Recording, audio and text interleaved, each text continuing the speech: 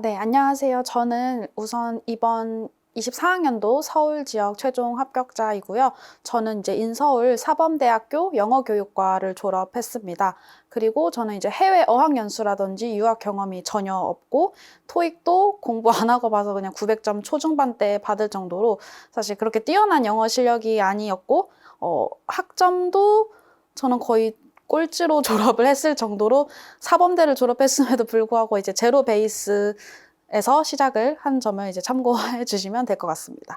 시험 횟수 같은 경우는 3년 정도, 정확하게는 한 2년 반 정도 올인을 했고, 이후에 이제 기간제 1년 반 병행을 하다가 올해 합격을 하게 되었습니다. 우선 이제 영어 교육학부터 말씀드리면 저는 이제 올인을 하던 재수, 삼수 시기에 가장 열심히 공부를 했는데요. 영어 교육론은 이제 기본 강의를 듣고 그 기본서 목차에 기반해서 노트에 A5 정도 사이즈 노트에 단권화 정리를 하는 공부 방식을 활용했습니다. 이때 단권화를 할 때 제가 중요하다고 생각하는 키워드 위주로 간단하게 정리를 했어요. 예를 들면 request 같은 경우 reformulate an erroneous utterance in an obtrusive way 이런 식으로 딱 중요한 키워드, 답안에 이 단어는 꼭 들어가야 된다라고 생각하는 키워드 위주로 단권화 정리를 했습니다. 원서 같은 경우는 이제 최시원 교수님이 해주시는 원서 강의를 듣고 이제 발췌독 하는 식으로 진행을 했어요. PLLT랑 TBP만 들었었고, 이후에 이제 스터디원들이랑 챕터별로 막 PLLT랑 TBP를 스터디원들이랑 돌아가면서 키텀 위주로 이제 정리하는 스터디도 했었는데, 이거는 시간이 너무 많이 들고 큰 효율이 없었어서 별로 비추하고, 저는 이제 글로서리 같이 암기 스터디는 따로 하지는 않았고, 그냥 저만의 단권화 노트, 작은 노트에 단권화를 해서 이제 답안에 써야 하는 키워드를 암기하는 위주로 영어 교육론을 공부했습니다. 이거는 이제 상반기에 공부했던 방식이고요. 그리고 이제 기출 분석할 때 저는 재수 때 진짜 기출을 좀 씹어 먹겠다라는 생각으로 02년도부터 최신 기출까지 전부 분석을 했습니다. 이때 스터디원들이랑 영역별로 그리고 이제 문제수를 최대한 이제 동일하게 배분을 하고, 이제 왼쪽에는 기출 문제를 놓고 오른쪽에는 이 기출 문제의 분류, 그리고 이제 키워드, 출제 의도 및 문제 분석을 하고요. 그다음에 시중에 나와 있는 예시 답안을 이제 어떻게든 다 모아서 배점을 분석하고 모범 답안 중 가장 효율적이라고 생각하는 답안을 정리하고, 또 이제 이 기출 지문에 나온 개념들을 저는 모든 원서를 다 뒤져서 정리를 했어요. 그래서 원서는 제가 전부 구매하거나 못 구매하는 거는 어떻게든 PDF를 구해서라도 모든 원서에서 이제 아이패드로 파일 PDF 검색을 해서 제가 찾을 수 있는 개념들을 전부 정리해서 공부할 정도로 좀 꼼꼼하게 공부를 했던 것 같습니다. 사실 지금 다시 돌아간다면 이 정도로 하지는 않을 것 같아요. 왜냐하면 너무 시간이 많이 걸리고 좀 비효율적이라는 생각이 들어서. 하지만 이때 꼼꼼하게 본 것이 이후에 이제 내용학에 기반이 되었던 것 같아서 기출 분석을 꼼꼼하게 하는 것은 드립니다. 근데 이제 최시원 교수님께서 이제 관연도 기출 분석 강의를 해주시기 때문에 저는 그 강의를 수강하신다면은 개념 공부랑 정리하는 데 시간이 훨씬 많이 단축될 것이라고 생각합니다. 이때 기출 분석만 하고 끝내는 게 아니라 스터디원들끼리 자기가 정리한 내용을 돌아가면서 설명을 해주었어요. 여기서 중요한 개념이 무엇인지, 문제 의도가 무엇인지 서로 의견을 나누고 어느 정도까지 답안으로 허용될지 의견을 나누고 분석하는 시간을 가졌습니다. 그 다음에 이제 영어학도 마찬가지예요. 영어학도 이제 그냥 영어학 같은 경우는 상반기에 기본 개념 강의만 들었고, 그 다음에 이제 원서 강의를 듣고, 원서 같은 경우는 해당 원서의 예문을 전부 정리하고 왼쪽에는 예문을 쓰고 오른쪽에는 그 예문에 해당하는 설명을 적고, 설명을 가린 후에 스터디원들이랑 돌아가면서 인출하는 스터디를 했어요. 그래서 이 예문에서 우리가 알아야 되는 개념이 무엇인지 이제 예문만 보고도 설명할 수 있을 정도로 이제 티지랑 트포 같은 경우는 그렇게 했는데, 사실 이것도 시간이 너무 걸려서 지금 만약 다시 한다면 요새는 합격자분들이 올려주신 자료가 너무 많기 때문에 그거를 활용해서 하는 게 훨씬 시간도 절약되고 도움이 될 거라고 생각합니다. 네. 영어학 기출 분석도 영어 교육론이랑 똑같은 방식으로 했습니다. 그 다음에 이제 가장 중요한 게 저는 이제 모의고사 시즌이라고 생각을 하는데, 재수랑 삼수 때는 사실 이제 양치기 전략을 활용했어요. 제가 들을 수 있는 강의는 전부 결제해서 들었고, 학원도 여러 가지, 뭐 거의 두세 팀 들을 정도로 그냥 모든 그냥 올인해서 이제 공부를 했었는데, 근데 이때 문제는 양치기 전략을 하다 보니 사실 모고 한 세트만 풀어도 3시간이 들고, 그렇게 두세 팀을 보면은 9시간 이상인데 이제 그러다 보니 너무 공부 시간이, 문제 푸는 데에만 시간이 많이 들었어요. 그렇게 해서 문제를 풀고 해설 강의까지 듣고, 그 해설 강의를 들은 후에 스터디원들이랑 만나서 이제 문제 분석을 같이 했어요. 돌아가면서 이 문제의 핵심은 무엇이고 왜 답안이 여기까지만 되는지, 이제 허용 범위랑 답안이 안 되는 이유 등에 대해서 서로 분석하고 이야기 나누는 방식으로 진행을 했습니다. 근데 이 방식 같은 경우는 너무 많은 문제를 풀다 보니까 리라이팅이라든지 복습을 철저하게 하지 못해서 좀 완전하게 좀 내면화가 되지 못한 게 제가 이제 서울에서 좀 합격을 하지 못했던 실패의 원인이라고 생각을 해요. 그래서 근데 이렇게 한 덕에 어떤 유형의 문제를 만나도 어떻게든 한번 풀어보게 하는 문제에 대한 감은 많이 길러졌던 것 같습니다. 그리고 이후에 제가 이제 이번에 합격할 때 제가 이제 서울 커트라인보다 5점 높게 붙을 수 있었는데, 그 이유가 이번 모의고사를 딱 최팀만 수강하면서 철저하게 이제 분석을 했기 때문이라고 생각을 하는데요. 제가 매번 떨어진 이유가 사실 인력 문학이 가장 약해서라고 생각을 해요. 내용학 같은 경우는 제가 이제 재수, 삼수 때 공부했던 이제 기출 분석이라든지 노트 단권화 방식을 통해서 기반이 다져졌지만, 인력 문학의 경우 내용학에 치중을 하다 보니 시간을 투자할 수가 없었어요. 애초에 저는 이제 앞서 말씀드린 자기소개처럼 영어 실력이 뛰어나지 않았기 때문에 인력 문학에 대한 자신감도 매우 없었고, 그렇기 때문에 더욱 시간을 투자하기가 어렸어요.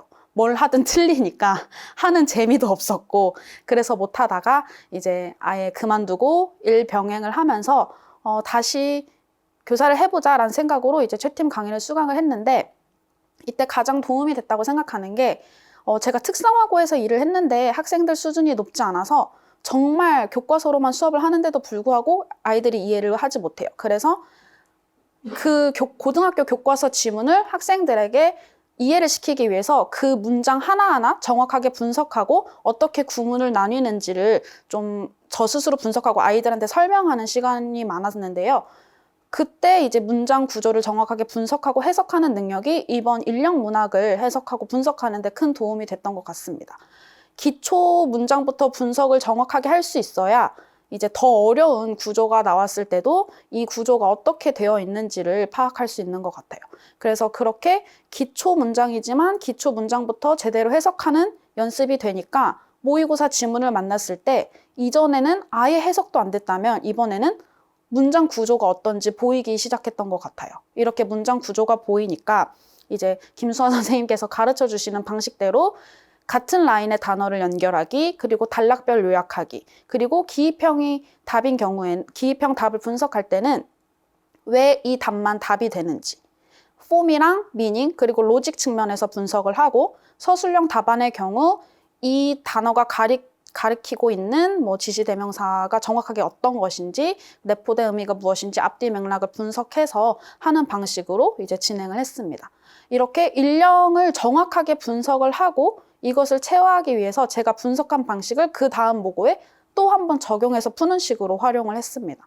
이렇게 실제 모고에서 제가 모의고사 문제를 분석할 때 쓰는 방식처럼 문제를 풀다 보니 이게 자연스럽게 체화가 됐던 것 같아요. 그렇게 해서 일령을 정확하게 분석할 수 있게 되니까 문학도 똑같은 방식으로 접근을 했어요. 문학도 이 밑줄 친 의미의 이 단어가 가리키는 부분이 어딜지, 그리고 문학 시의 흐름이라든지 구조를 정확한 해석을 통해서 분석하고자 했던 것 같습니다. 그래서 이렇게 일령 문학을 정확하게 분석하고, 그리고 같은 라인의 단어를 연결하면서 일령 그 글의 흐름을 놓치지 않고 읽다 보니까 이번 시험에서도 일령 한 문제만 틀리고 일령 문학 나머지 전부 다 맞게 되었어요. 그 덕에 제가 이번에 합격을 한 것 같아서 정말 이제 지문의 구조를 파악하고 단락별 키워드 간의 제너럴이랑 스페시픽 정도를 구분하는 능력, 그리고 같은 계열들의 단어를 연결시켜서 결국 글의 흐름을 놓치지 않고 이제 이끌어가는 능력이 가장 중요한 것 같습니다. 이거를 저는 문학에도 똑같이 적용하면 된다고 생각을 합니다. 그리고 영어 교육론 같은 경우도 저는 지금까지 시험에서 영어 교육론에서는 이제 큰 감점 없이 항상 거의 다 맞는 점수를 받았는데, 이게 이제 최시원 교수님 강의를 들으면서 이제 되게 도움이 많이 됐던 게 최신 기출 유형과 가장 비슷한 문제라고 저는 생각을 합니다. 해설 강의를 듣고 모범 답안을 체크할 때 A박스의 내용이랑 B박스의 내용을 연결하고 답안을 서술하는 방식, 그리고 들어가야 되는 키워드를 녹여내는 방식들을 좀 자연스럽게 터득할 수 있었고, 이게 실전 시험에서도 적용할 수 있었던 것 같아요. 그리고 영어학도 모의고사에서 이제 최진호 교수님은 정말 딱 중요한 핵심 포인트만 정확하게 가르쳐 주시고, 그 다음에 이제 자료 정리를 정말 잘해 주시기 때문에 따로 제가 원서를 다시 펴볼 필요 없이 제공해 준 자료를 보면서 복습을 하고 추가 개념을 정리할 수 있어서 그 부분이 굉장히 큰 도움이 되었던 것 같습니다. 그래서 저는 이제 인력 문학의 이제 분석하는 방식을 김수아 교수님께서 해주시는 방식을 그대로 따라하고 그것을 체화해서 실제 시험장에서도 풀어볼 수 있도록 하는 능력과, 그리고 이제 최시원 교수님이 이제 제시해주는 그런 답안 서술 방식, 그리고 최진호 교수님의 이제 자료들과 설명, 이런 것들을 활용하면은 충분히 고득점을 할 수 있다고 생각합니다. 2차 같은 경우도 저는 사실 일병행이었어서 이번에 아예 생각이 없다가 합격한 걸 보고 이제 부랴부랴 이제 최시원 교수님이랑 김수아 교수님께 연락을 드려서 이제 도움을 받은 케이스인데요. 1월에 여기 학원에서 꾸려준 스터디원들이랑 일주일에 2, 3회 정도 만나서 실전처럼 이제 연습을 했습니다. 예를 들면 20분간 구상하고 20분간 바로 수업 실현하기, 그리고 서로 피드백 주고받기, 그리고 면접 또한 15분간 구상하고 15분간 바로 면접하기, 이런 식으로 실점처럼 좀 실전감 있게 진행을 하고 피드백을 주고 개선해야 될 부분을 파악하는 방식으로 진행을 했습니다.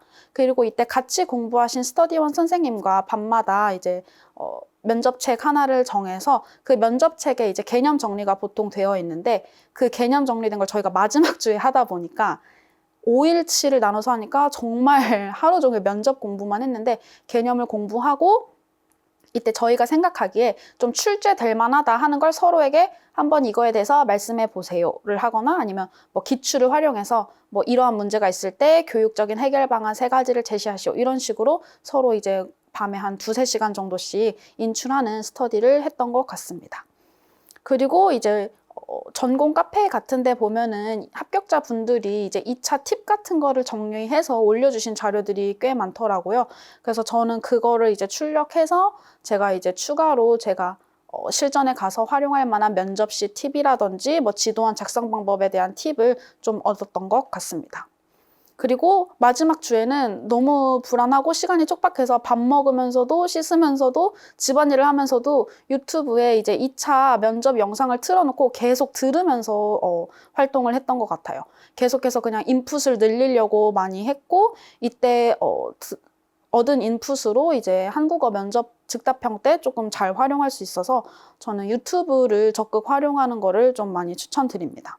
그리고 이제 저 같은 경우는 너무 급하게 하다 보니 많이 촉박했고, 그래서 이제 좀 부족했는데, 만약에 정말 하게 된다면 12월에 어떠한 경우가 있더라도 면접책 하나를 잡고 개념을 암기하고 기출문제로 개념을 인출하는 연습을 해보는 게 중요할 것 같고, 이렇게 개념이 어느 정도 형성이 되면 1월에는 이제 수시로 유튜브를 보고 또 면접책 바탕으로 영역별로 모범 답안을 정리해서 인출하고 또 인출해서 기계처럼 툭 치면 툭 나오게, 예를 들면 고교학점제가 뭔지 설명해 보시오 하면 그냥 줄줄줄줄 1차처럼 나올 수 있도록 하는 게 면접 고득점에 도움이 될 것이라고 생각합니다. 저는 제가 이제 오랜 기간 이제 장수생으로서 느낀 건 첫째도 멘탈, 둘째도 멘탈, 마지막까지도 무조건 멘탈입니다. 영어 임고생 중에 절대 공부 열심히 안 하는 선생님 정말 아무도 안 계세요. 그럼에도 불구하고 1차에서 그렇게 점수 차이가 제가 이번에 날 수 있었던 이유는 정말 멘탈이었던 것 같아요. 물론 제가 이제 재수 3수 때 열심히 공부했던 내용이 기반이 되었겠지만, 사실 일병을 하고 하반기에 모의고사 강의만 수강을 했기 때문에 그 전에 비하면 절대적으로 공부 시간이 부족했어요. 근데 이제 모의고사를 하면서 개념을 상기시키고, 그리고 이제 제가 일병행을 하면서 돈을 벌고 있고 어딘가에 소속되어 있고 또 학생들로부터 받는 긍정적인 에너지가 저의 멘탈 안정에 굉장히 큰 도움이 됐었어요. 그래서 이제 좋은 선생님들께 배우고 학생들을 가르치면서 난 될 때까지 도전하겠다라는 이제 조금 굳은 다짐을 할 수도 있었고요. 이번에 시험 볼 때도 사실 교육학을 받자마자 너무 당황을 했어요. 이전에 올인할 때는 교육학부터 멘탈이 흔들려서 난 떨어졌어, 끝났어, 내가 공부한 건 아무 소용이 없어 라고 하면서 포기를 했을 텐데, 그 전에 경험이 있다 보니까 이번에 교육학을 받고도 다 틀리겠다, 그냥 내가 쓸 수 있는 한 쓰자 해서 그냥 쓸 수 있는 만큼 썼어요. 그리고 전공을 보고도 사실 뭐 쉽지는 않았지만 그냥 이번에 안 돼도 난 언젠간 반드시 될 거니까 내가 할 수 있는 최선을 다하면서 풀자. 그리고 어려운 영어학 문제를 마주치고 일령의 해석이 안 돼도 당황하는 게 아니라 넘기고 다른 문제를 먼저 풀었어요. 그리고 다시 돌아와서 내가 모르면 남도 무조건 틀린다. 이거는 다 맞아야 붙는 시험이 아니다. 이런 식으로 멘탈을 안정시키고 시간 관리를 철저하게 해서 이번엔 시간 안에 모든 문제를 다 푼 게 조금 전공 고득점의 이유였던 것 같습니다. 그래서 이제까지 해온 공부가 지금 당장 빛을 발하진 않더라도 무조건 언젠가는 이제 기반이 되고 빛을 발하는 토대가 되니까 자신을 믿고 시험장에서 모의고사처럼 조금 편하게 마음을 먹고 봤던 게 좀 높은 점수를 얻는데 도움이 됐던 것 같습니다. 저같이 이렇게 학부 성적도 모자라고 해외 경험도 전무하고 저는 사실 집중력이 짧아서 순공 시간이 그렇게 긴 편도 아니었어요. 이런 사람도 결국에는 붙은 시험이에요. 그렇기 때문에 포기하지 않고 본인의 멘탈 잘 관리하시고 믿고 열심히만 하시면 언젠가는 꼭 원하시는 바를 이룰 수 있을 거라고 확신 있게 말씀드리고 싶습니다. 이상입니다.